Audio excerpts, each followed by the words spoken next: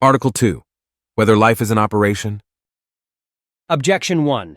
It seems that life is an operation, for nothing is divided except into parts of the same genus. But life is divided by certain operations, as is clear from the philosopher, who distinguishes 4 kinds of life, namely nourishment, sensation, local movement, and understanding. Therefore, life is an operation. Objection 2. Further, the active life is said to be different from the contemplative, but the contemplative is only distinguished from the active by certain operations. Therefore, life is an operation. Objection 3. Further, to know God is an operation, but this is life, as is clear from the words of John 18. 3. Now this is eternal life, that they may know thee, the only true God. Therefore, life is an operation.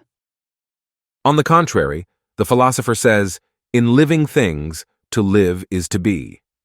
I answer that, as is clear from what has been said, question 17, article 3, our intellect, which takes cognizance of the essence of a thing as its proper object, gains knowledge from sense, of which the proper objects are external accidents. Hence, from external appearances, we come to the knowledge of the essence of things. And because we name a thing in accordance with our knowledge of it, as is clear from what has already been said, question 13, article 1, so from external properties, names are often imposed to signify essences. Hence, such names are sometimes taken strictly to denote the essence itself, the signification of which is their principal object. But sometimes, and less strictly, to denote the properties by reason of which they are imposed. And so we see that the word body is used to denote a genus of substances from the fact of their possessing 3 dimensions, and is sometimes taken to denote the dimensions themselves, in which sense body is said to be a species of quantity. The same must be said of life. The name is given from a certain external appearance, namely self-movement, yet not precisely to signify this, but rather a substance to which self-movement and the application of itself to any kind of operation belong naturally. To live, accordingly, is nothing else than to exist in this or that nature, and life signifies this, though in the abstract, just as the word running denotes to run in the abstract. Hence, living is not an accidental but an essential predicate. Sometimes, however, life is used less properly for the operations from which its name is taken, and thus the philosopher says that to live is principally to sense or to understand. Reply to objection 1. The philosopher here takes to live to mean an operation of life, or it would be better to say that sensation and intelligence and the like are sometimes taken for the operations, sometimes for the existence itself of the operator. For he says that to live is to sense or to understand, in other words, to have a nature capable of sensation or understanding. Thus, then, he distinguishes life by the 4 operations mentioned.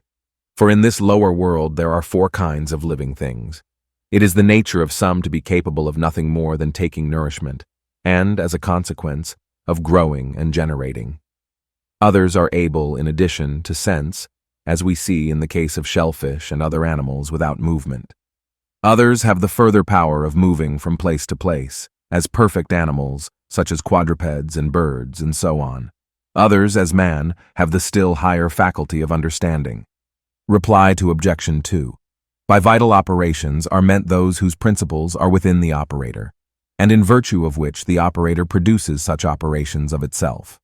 It happens that there exist in men not merely such natural principles of certain operations as are their natural powers, but something over and above these, such as habits inclining them like a second nature to particular kinds of operations, so that the operations become sources of pleasure.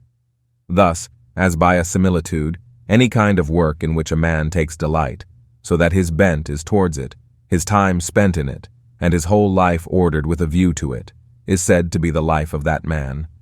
Hence, some are said to lead to life of self-indulgence, others a life of virtue.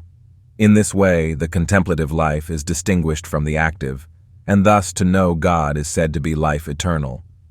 Wherefore the reply to the 3rd objection is clear.